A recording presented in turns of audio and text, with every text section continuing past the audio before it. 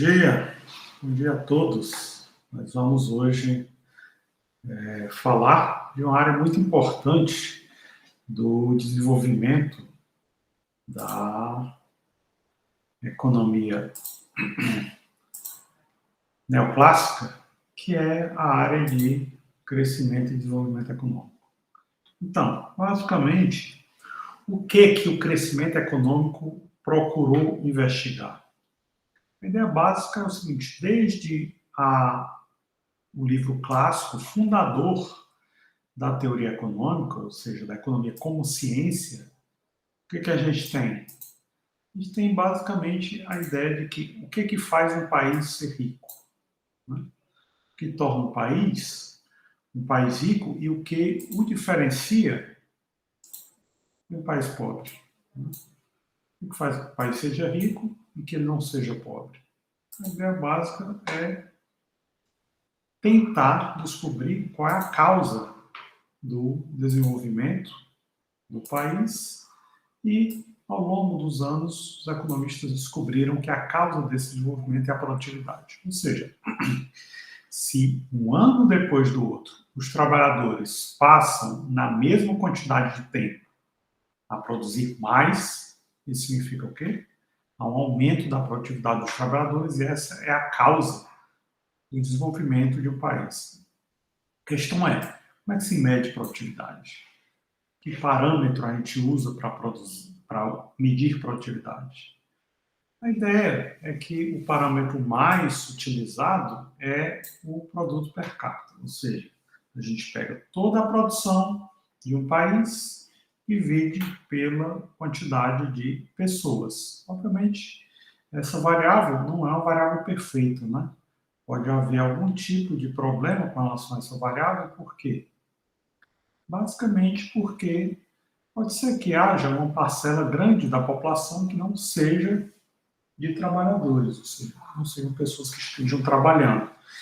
E aí haverá uma pequena diferença entre produto per capita e produtividade. O que é produtividade? A quantidade que os trabalhadores produzem em uma hora de trabalho. E o que é o PIB per capita? O produto per capita. Também pode ser chamado de renda per capita. É tudo que é produzido no país em um determinado ano, dividido pela população. Então, a gente tem que essa diferença pode ser dada por quê? Essa diferença entre esses dois fatores pode ser dada pelo fato de que nem toda a população é de trabalhadores que estão engajados na produção. Outra coisa é o quê? Pode ser que de um ano para o outro as pessoas passaram mais horas trabalhando. E o que é a produtividade? É a produção na mesma quantidade de horas. Ou pode ser que de um ano para o outro as pessoas passaram menos horas trabalhando. Então, com isso, pode haver uma diferença no produto per capita de um ano para o outro. Mas o que eu quero saber, o que gera desenvolvimento econômico, gera crescimento econômico, é a produtividade, ou seja, quanto cada trabalhador produziu em uma hora de trabalho. A ideia é que, quando os países crescem e se desenvolvem, a gente nota que os trabalhos empíricos que conseguem captar esse crescimento da produtividade mostram que, um ano depois do outro, os trabalhadores conseguiram produzir mais numa mesma quantidade de tempo, ou seja, numa mesma hora de trabalho. E aí, em função disso, os economistas procuraram tentar fazer um raio-x para descobrir quais são os fatores que geram crescimento econômico. Então, eles basicamente dividiram nesses três fatores aqui. A quantidade de recursos naturais, recursos humanos e de capital, que é necessário para produzir, a melhoria na qualidade desses recursos, né? Cada vez mais a qualidade dos recursos naturais que está sendo utilizada no processo de produção, cada vez mais os recursos humanos, ou seja, a quantidade de trabalhadores que são capazes de ler, de escrever, de fazer cálculos, de falar idiomas estrangeiros, de lidar com linguagem de programação, que conseguem operar com facilidade computadores, né, programas de computadores, e, obviamente, o capital, ou seja, quantidade de máquinas e equipamentos cada vez mais sofisticados, cada vez tecnologicamente mais avançados. E, obviamente, terceiro fator, os avanços tecnológicos. Né? Os avanços tecnológicos têm esse papel, que é o papel de aumentar a produtividade. A produtividade é o que explica o crescimento econômico. Então, quanto mais os recursos tecnológicos tiverem essa capacidade de aumentar a produtividade, mais haverá crescimento econômico. Certo? Muito bem. Quando a gente nota os níveis de crescimento econômico dos países, a gente nota um negócio interessante, que é o quê? Com o passar do tempo, há uma variação muito grande. A gente pode ver aqui, ó, através de algumas ferramentas como essa aqui, a gente pode ver o quê? Aqui a renda per capita de alguns países, como por exemplo o Brasil, com o passar do tempo, o que é que a gente pega? A gente nota que desde 1800, o que foi que aconteceu com o Brasil? Os dados parecem não variar muito, agora começam a variar. Ó. No século XIX, o Brasil cresceu relativamente pouco. E aí, quando começou a chegar em 1900, o Brasil começa a ter uma trajetória de crescimento onde ele atinge patamares de renda mais altos. Os patamares de renda vão aumentando e o Brasil tem um desempenho econômico e aumento muito grande do PIB até 1980. 80 para cá, o PIB meio que fica estagnado em volta de 11, 12, 15 mil dólares per capita e não rende, não é muito mais do que isso. Se a gente pegar outros países para comparar com o Brasil, como a Austrália, ou um país da África, né? Vamos pegar aqui um país africano, Zimbábue, pegar aqui outro país bastante rico, né? O Reino Unido, ou não, Estados Unidos. Os Estados Unidos e o Brasil estão em verde, o Zimbábue em azul e a Austrália em vermelho. Aqui, ó, a Austrália é um país mais pobre do que o Zimbábue. O Brasil vem depois e o mais rico os Estados Unidos. O que acontece? A Austrália, que está de vermelho, ultrapassa não só o Zimbábue e o Brasil, como também mais rico do que os Estados Unidos no século XIX. E aí, no começo do século XX, os Estados Unidos ultrapassam a Austrália e o Brasil fica bem acima do Zimbábue, tendo períodos de crescimento. O Zimbábue também cresce bastante em determinados períodos. E aí, depois fica meio estagnado e aqui passa a ter uma queda significativa. Né? O Brasil fica estagnado a partir da década de 80 e a Austrália e os Estados Unidos crescem bastante. Então, o que acontece? O que acontece é que o processo de desenvolvimento muda, né, ao longo do tempo. Há grandes variações, ou seja, há uma grande variação não só no nível, quanto nas taxas de crescimento econômico ao longo do tempo. Também, vamos pegar aqui a China, para ver o que foi que aconteceu com a China ao longo do tempo. Né? Apagar aqui Estados Unidos, apagar a Austrália, apagar Zimbábue, até apagar o Brasil também, deixar só a China.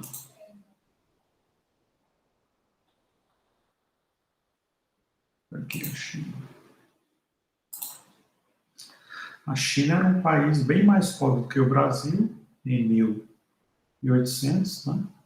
Tinha em torno da metade da riqueza do Brasil, país estagnado. O Brasil começou a crescer bastante na virada do século XIX para o século XX. E a China, ó, renda estagnada na China, né?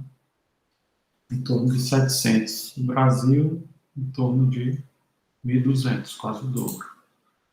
E aí essa diferença foi aumentando ao longo do século XX, a China estagnada em torno de 700 e o Brasil aumentando em 1940 para 2.300, ou seja, o triplo da China. Né? Essa diferença foi aumentando ainda mais. China, 835, Brasil, 3.000, ou seja, mais de 3 vezes, quase 4 vezes, até chegar à década de 60, onde a diferença foi de 715 para 4 de 700. Isso é o quê? Quase 7 vezes, né? 6 vezes. O Brasil, em 1963, tinha 6 vezes a renda da China, renda per capita. Em 1970, 880 contra 6.600, ou seja, quase mais de 7 vezes, quase 8 vezes. E aí aqui, em 1979, a China com 1.000 e o Brasil com renda per capita de 10.000. 10 vezes. Acho que nunca o Brasil teve uma renda tão grande com relação à China.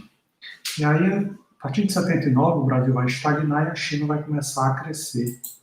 E aí a China começa a reduzir essa diferença para o Brasil, até passar, acho que em 2016, mais ou menos, que a renda da China 12.000 e a do Brasil 15.000. Ainda não passou.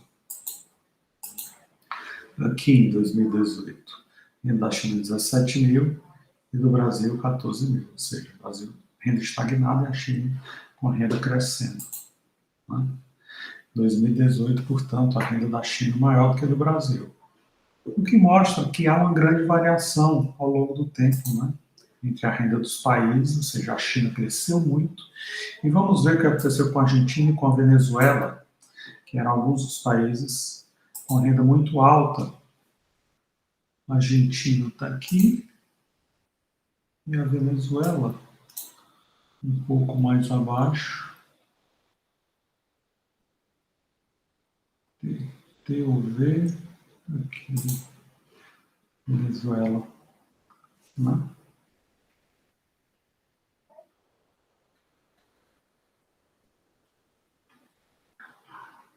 sei se tirar a China é uma boa. A gente comparar só Brasil, Argentina e Venezuela aqui. A Argentina no início bem mais rica, Venezuela um pouco mais rica do que o Brasil mais pobre. Depois a Venezuela tem um boom, né? A Venezuela cresce, passa a Argentina, às vezes fica abaixo, às vezes fica acima, mas claramente muito acima que a Argentina, que a Venezuela, né? Olha o que acontece no começo do século XX.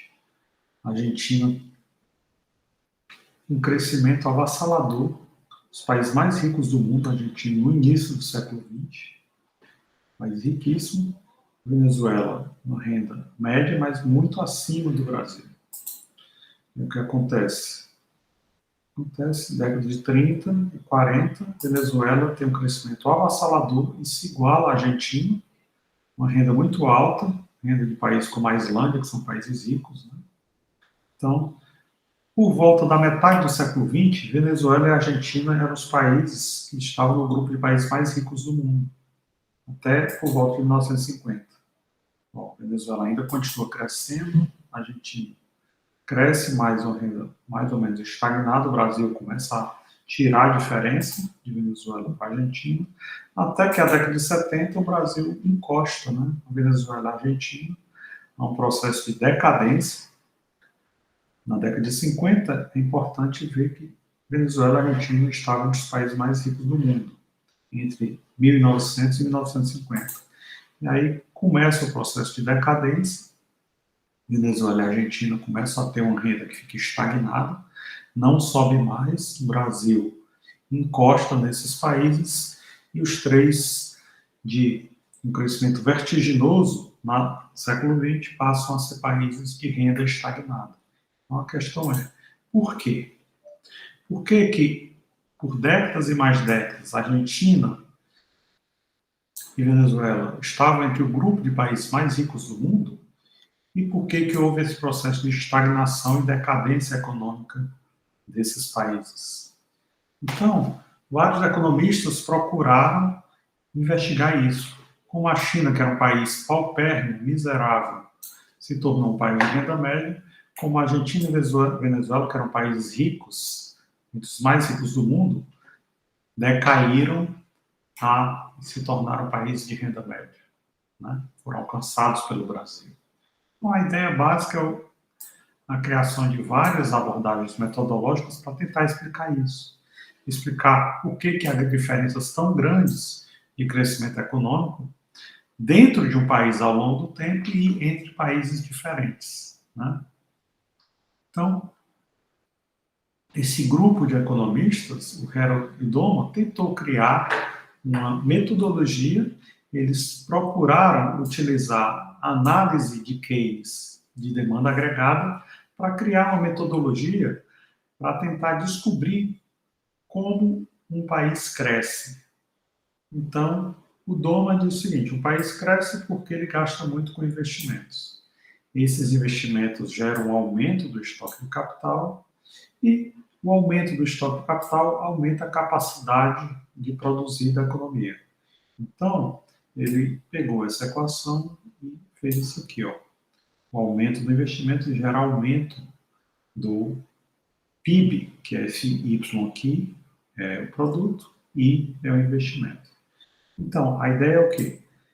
Y aqui é a mudança da capacidade produtiva de um país e I é investimento.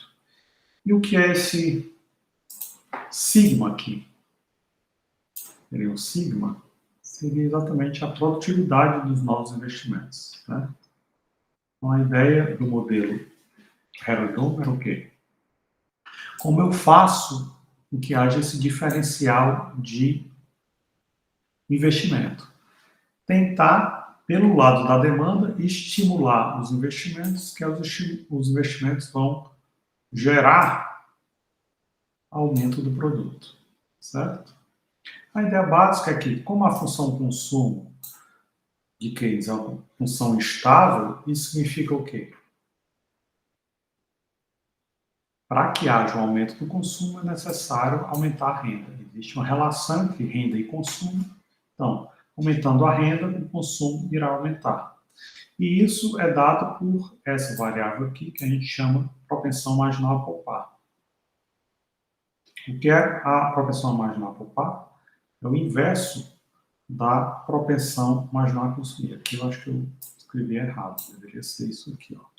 Alfa igual a 1. Opa. 1 dividido por 1 menos B. Não, essa aqui é o modificador, desculpe. Alfa é 1 menos B. Alfa é 1 menos B, certo? Difícil, devia ter apagado esse alfa, não. Ah, certo, alfa é 1 menos B. E aqui é o multiplicador keynesiano, que é o quê? Que é isso aqui. Variação de Y dado a variação do investimento. Né? Aqui é I, variação do investimento dado variação de Y. Então, o alfa, que é o denominador, ele tem um papel muito importante para estimular a economia, certo? A propensão marginal a consumir, que é o denominador, ele tem um papel essencial nesse processo de estímulo à economia. Eu terei aqui o investimento, multiplica a sua produtividade, que vai ser a variação da renda disponível, e a variação da renda disponível vai ter uma relação com o aumento do produto. Então, o que é que a gente tem? Se a gente quiser aumentar o investimento, isso vai depender da propensão marginal a consumir e essa elasticidade sigma, que é a elasticidade da produtividade. Então, no modelo do Harold Doma, o que a gente tem?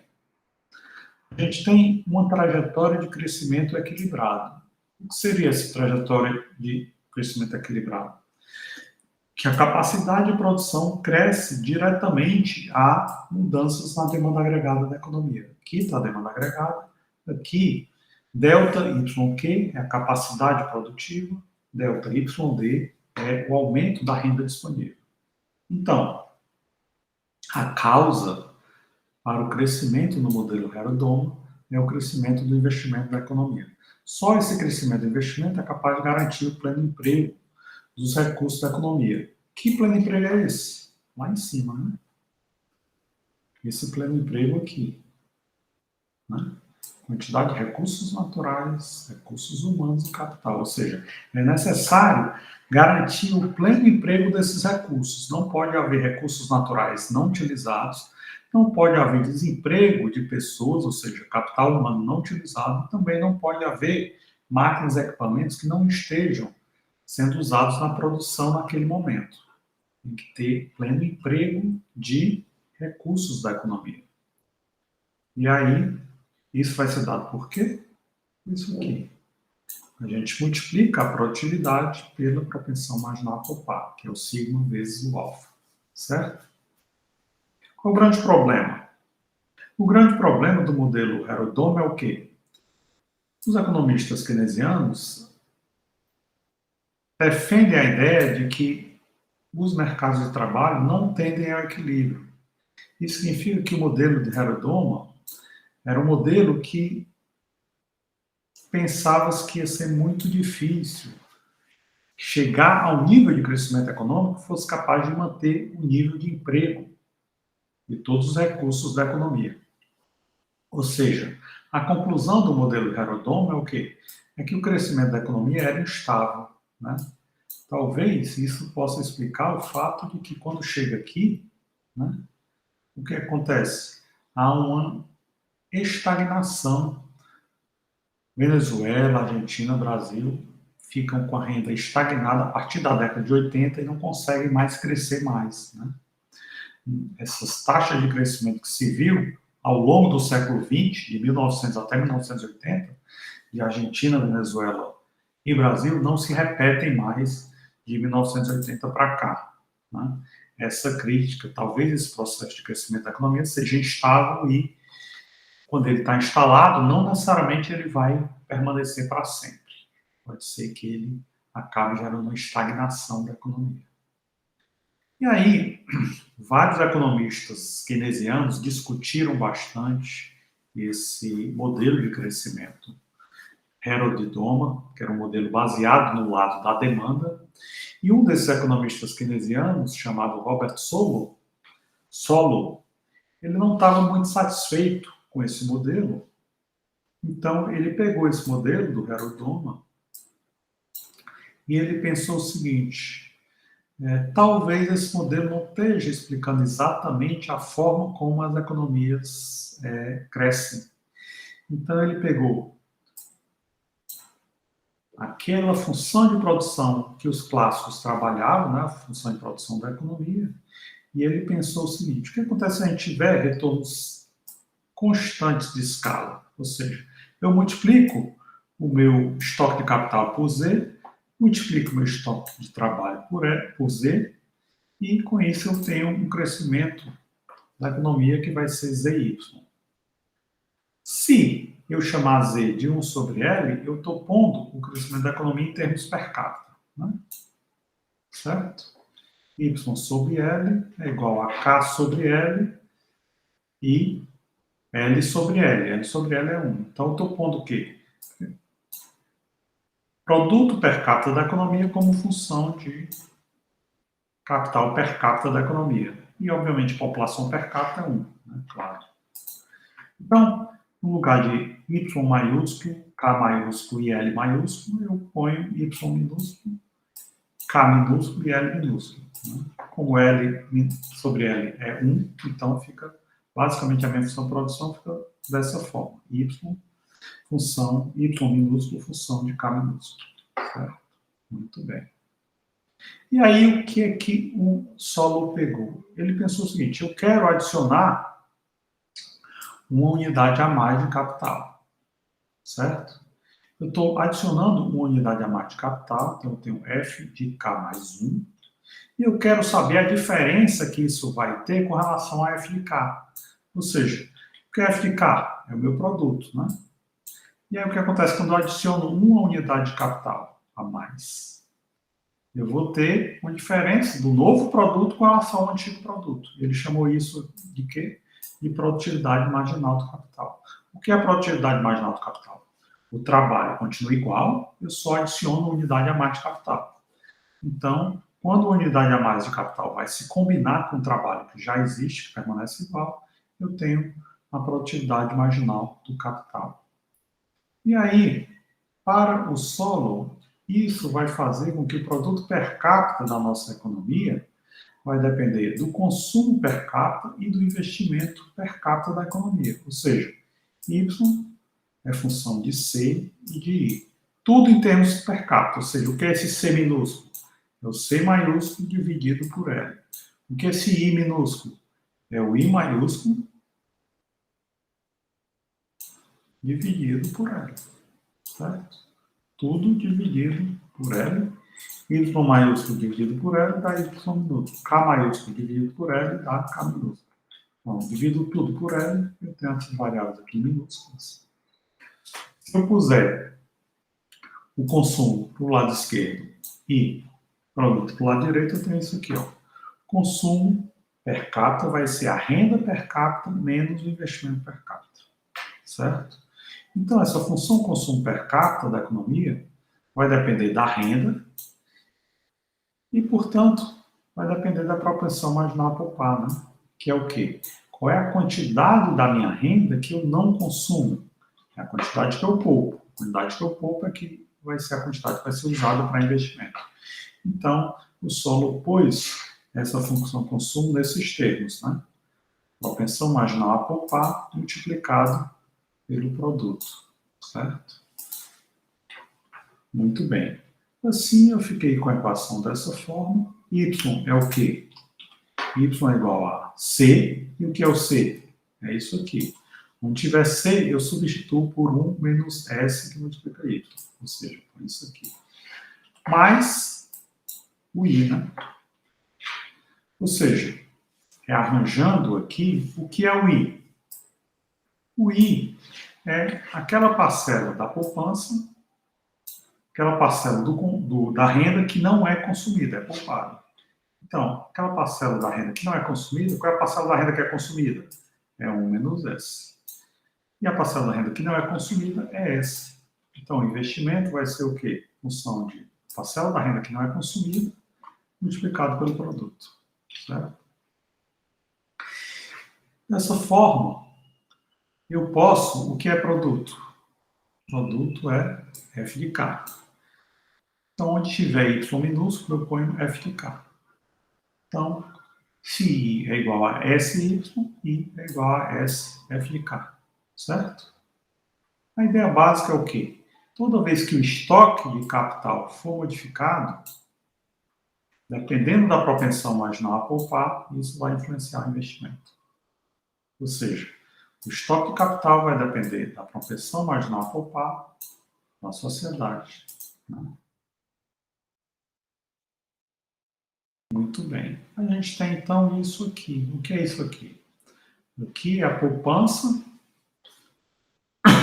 por trabalhador, que vai gerar um investimento por trabalhador. E aqui é o estoque de capital por trabalhador, certo? O que é que essa reta aqui, em 45 graus, está me dizendo? Ela está me dizendo que poupança por trabalhador, ou seja, o investimento do trabalhador, está sendo rigorosamente igual ao estoque de capital. Né? O que acontece aqui? Acontece se a poupança for maior do que o estoque de capital. Isso vai significar essa curva aqui. Né? O que essa curva aqui está me dizendo?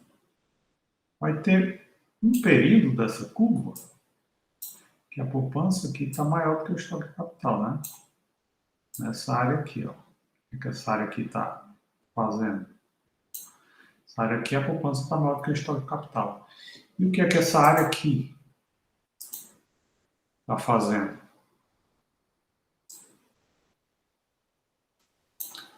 Essa área aí, a poupança está menor do que o estoque de capital. Então, a ideia básica é que, quando a poupança for maior do que o estoque de capital, vai haver uma tendência de aumento do estoque de capital. Quando a poupança for menor do que o estoque de capital, vai haver uma tendência de queda do estoque de capital. Então, o estoque de capital vai tender a esse ponto aqui, K estrela, que é o ponto estável do estoque de capital. Se eu tiver à esquerda de K estrela, o estoque de capital tende a aumentar. Se eu tiver à direita de K estrela, o estoque de capital tende a cair. Então, esse ponto aqui é um ponto onde há um cruzamento da curva SW com a curva BIW, que é exatamente o ponto onde o estoque de capital tende a ser estável. A ideia, então, é que como é que vai se dar esse processo de variação do estoque de capital? Vai se dar com relação à diferença entre o investimento per capita e a depreciação do capital. O capital vai se depreciar e, portanto, vai ter que ser reposto. Só que aí, nesse processo de reposição, o que é que eu tenho? Eu tenho a poupança da economia, propensão mais lá poupar, que multiplica o produto da economia, F de K. E aí, essa diferença, isso aqui tende a ser maior do que isso aqui. Então, essa poupança da economia gera novo investimento, esse novo investimento tem que ser maior do que a depreciação. O que acontece se for igual à depreciação? Isso vai dar zero. Né? Se isso der zero, significa o quê? Eu não tenho um aumento de estoque de capital, que é possivelmente o que vai acontecer aqui. Né? Quando eu chegar nesse ponto K estrela, eu não tenho mais aumento do estoque de capital. Então, o aumento do investimento vai ser só para repor o capital que se depreciou. Certo? Muito bem. É isso que a gente chama de estado estacionário da economia. O que é o estado estacionário? É exatamente quando o aumento do capital per capita da economia é simplesmente aquilo que serve para cobrir a depreciação do capital. Tem máquinas e equipamentos que estão se desgastando, estão quebrando, elas precisam ser substituídas. Se aquilo que eu estiver investindo de novo for só o suficiente para substituir essas máquinas e equipamentos que estão se desgastando, eu vou ter isso aqui. Meu capital não está sendo aumentado, ele só está sendo reposto o que foi desgastado. Então, eu vou ter isso aqui, quando ΔK igual a zero, eu vou ter essa igualdade. Né? O novo investimento em capital serve só para repor aquilo que se desgastou, aquilo que se depreciou. Então, arranjando um pouco essa equação assim, quando eu ponho K para esse lado aqui e S para esse lado aqui, eu tenho isso aqui. Né? K sobre F de K vai ser igual a S sobre essa variável aqui, que eu não sei se é lambda, sigma, lambda, φ, não sei. A ideia básica é que aí eu tenho o quê? Esse estoque de capital per capita do estado estacionário, ou seja, o K estrela. O que é o K estrela? É exatamente o ponto do estado estacionário, aqui é um ponto estável. Quando eu chego em K estrela, eu nem aumento mais o capital e nem cai o capital per capita. O capital tende a ficar nesse patamar, e onde é que eu chego? Exatamente nesse ponto. Certo? Exatamente essa equação demonstra que eu cheguei no estado estacionário. Então, o modelo de solo, ele prevê o quê? Ele prevê esse processo de crescimento do capital per capita até um determinado ponto. Se o capital crescer demais, ele vai tender a diminuir para chegar a esse ponto, K estrela. Né? Então, e isso depende do nível de poupança da sociedade. O que é que acontece se eu tiver diferentes níveis de poupança? É importante notar que o que é poupança? Aquilo que sobra da renda depois daquilo que for consumido. Então, se eu tiver um determinado nível de consumo, eu vou ter o quê? Esse K estrela. F de K estrela é o quê? É Y estrela. Eu tenho aqui a depreciação do capital. Aí eu vou ter o nível de consumo que é chamado nível de regra de ouro. O que é regra de ouro? É exatamente quando eu tiver esse ponto aqui, esse nível de capital, de regra de ouro, é o capital do estado estacionário. Então, para eu atingir o estado estacionário, eu preciso ter o quê? essa igualdade, né, entre depreciação e novo investimento. O novo investimento tem que ser o suficiente para cobrir toda a depreciação. A questão é, como eu estou falando em termos per capita, consumo sobre trabalhador, eu estou vendo a dinâmica do consumo. E a dinâmica do trabalhador, a quantidade de pessoas, a população. O que acontece se essa população estiver aumentando? Antes eu só estava pensando o seguinte, o consumo está aumentando e a quantidade populacional está parada. Então, essa fração aqui vai aumentar, né? Agora, o que acontece se eu ignorar o fato de que essa população também está aumentando? Então, eu vou ter essa relação, o aumento do consumo e o aumento da população. Se o aumento do consumo for maior do que o aumento da população, então ainda vou ter crescimento. Pequeno, mas vou ter. E o que acontece se o aumento do consumo se igualar ao aumento da população? Os dois forem do mesmo tamanho. Significa o quê? Eu vou ter que essa fração vai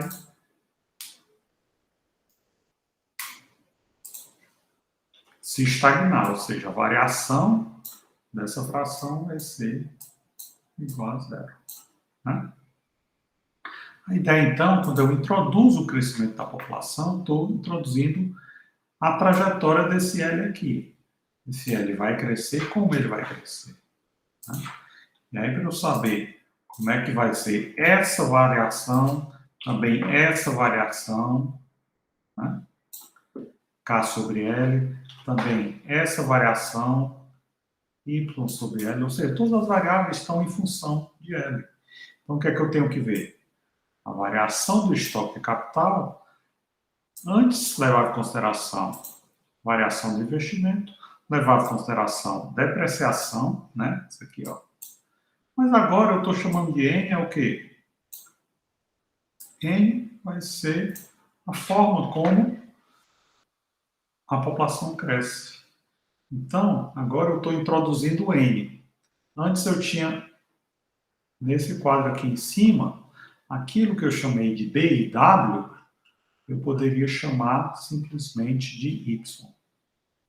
De Y não, perdão. De DK. Aquilo que eu chamei de SW, a gente poderia chamar de SY, certo?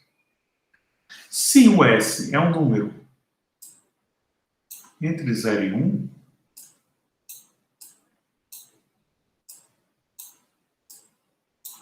então, se o S multiplica por Y, eu tenho certeza que Y vai ser sempre maior do que SY, porque S é um número entre 0 e 1, né?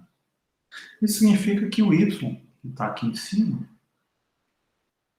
ele tem sempre que ser numa trajetória maior do que SY. A não ser quando S for igual a zero, né? S for igual a zero, aqui o que a gente tem. Y vai ser igual a S, né? Multiplica. Desculpa, quando S for igual a zero, não. Quando Y for igual a zero. Quando Y for igual a zero, a gente está aqui na origem. Então, Y é zero. S multiplica. Qualquer que seja o S, se multiplicar por zero, vai dar zero. Então, aqui na origem, Y vai ser igual a Y. Só quando o Y for zero. Mas quando o Y passa a ser alguma coisa maior do que zero, o que a gente tem? A gente tem aqui a evolução dessa trajetória do Y. O Y evolui dessa forma, certo? O Y evolui dessa forma e como é que o SY evolui? Dessa forma aqui, né? Desde a origem, onde eles são iguais, até esse ponto aqui. E como é agora, antes eu tinha o quê? Só DK. O que era DK? Era isso que eu chamei de B e W. Era DK, né? A forma como havia evolução do estoque de capital. E agora, eu estou introduzindo população, crescimento populacional. Com a introdução do crescimento populacional, o que é que eu tenho? Eu tenho essa nova variável aqui, que é uma reta. Agora, eu não quero saber só o crescimento da depreciação, mas também depreciação junto com o crescimento populacional. Por quê? Porque o capital ele vai sofrer efeito da depreciação, mas ele também vai sofrer efeito do crescimento populacional. Né? Por quê? Porque se eu penso K minúsculo sendo igual a K maiúsculo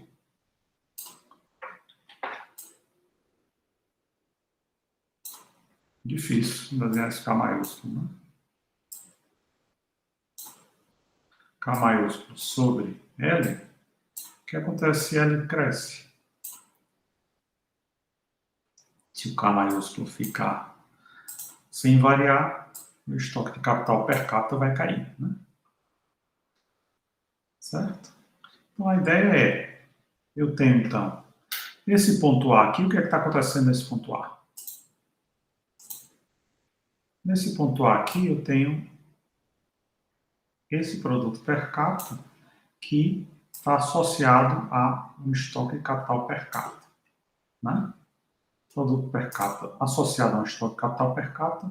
A ideia é que, se o K estrela é o K do estado estacionário, o que acontece se eu tiver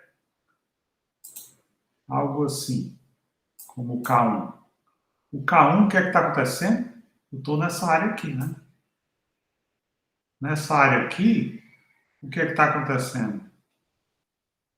O K1, ó, está vindo aqui em cima, né? Está atingindo esse Y aqui,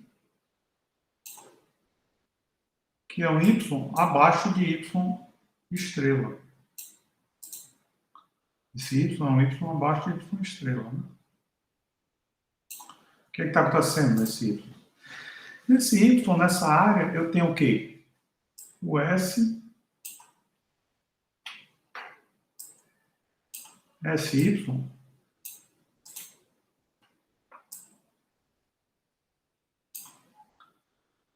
é o quê?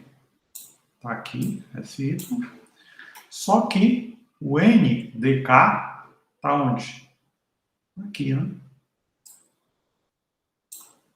Olha o NDK onde é que está. N mais D, que multiplica esse K minúsculo, está onde? Está abaixo de SY. Significa o quê? A quantidade de poupança que essa economia está tendo é mais do que o suficiente para repor a depreciação e repor o efeito do crescimento populacional. Então, o que é que eu tenho aqui? Nessa área aqui, que eu estou... Vou pegar um verde diferente. Né? Nessa área aqui, sempre que o crescimento da poupança for maior do que nessa área aqui rachurada, do que a depreciação mais o crescimento populacional, então o estoque de capital vai fazer o quê? Vai subir. Esse estoque de capital está subindo. Opa. Está subindo de K1 na direção de K estrela. Né? E o que acontece se eu tiver uma outra área? Se eu tiver uma área mais ou menos aqui assim, ó. O que está acontecendo nessa área aqui? Nessa área aqui, o SY ele é menor do que o NDK. Né? Como aqui, em K2. O que está acontecendo em K2? Opa. K2 está acontecendo algo pitoresco, né? Que é o quê? Em K2, o NDK está aqui, lá em cima, né? Olha o NDK. N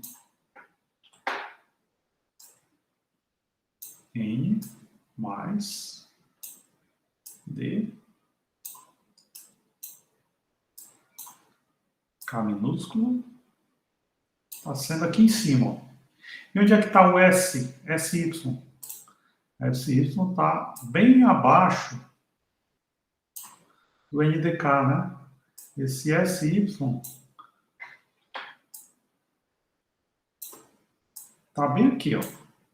Aqui o FCY. Então, o NDK lá em cima e o FCY abaixo dele. O que é que significa o FCY ser menor? Ou seja, essa poupança que a sociedade está fazendo não é capaz de repor a depreciação mais o crescimento populacional. Como ela não é capaz de repor, o que é que vai acontecer aqui com o K2? K2 vai cair, né? Vai haver uma queda. O que vai haver uma queda? Que queda é essa? Eu vou ter uma queda de K2 para K estrela, certo? Então, a ideia básica é que quando eu adiciono o crescimento populacional, N mais DK, a lógica continua a mesma, né? A única diferença é que aqui em cima, eu estava chamando isso aqui de N não, estou chamando só de DK. Eu não estava trabalhando com crescimento populacional, e aqui era S,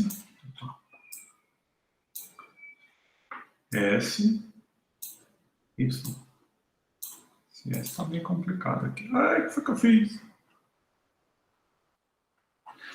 Então, SY.